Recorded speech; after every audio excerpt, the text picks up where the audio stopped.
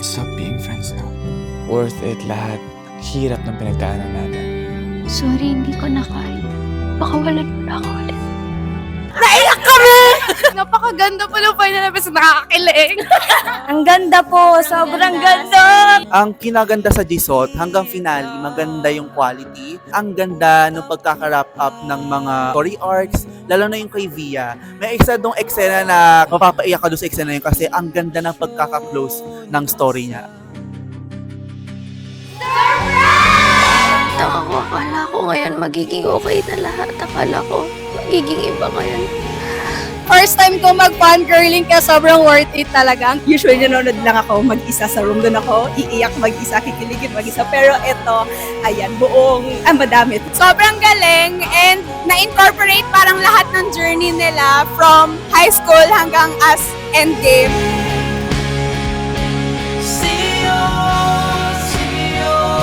Actually po, ang episode, umiyak lang kami. Sobrang nostalgic from childhood, tapos college. Super parang straight from the book talaga silang lahat.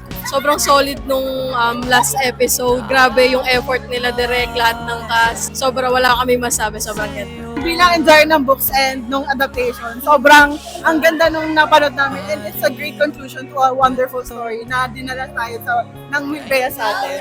Halo-halo talaga, parang sobrang roller coaster yung emotions. Hindi pa ako handang maging parte ulit ng mundo mo, Arkin. Yung desisyon mo, umalis?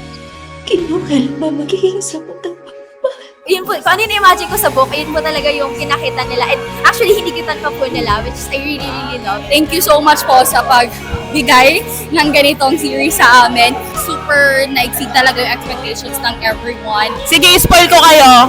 Landian lang talaga expect nyo sa last episode. Wala nang iba. Yun lang. Super ganda. Hindi ako maka-move on. Parang makakailang reply ako. My best friend. She's the only girl I've ever loved.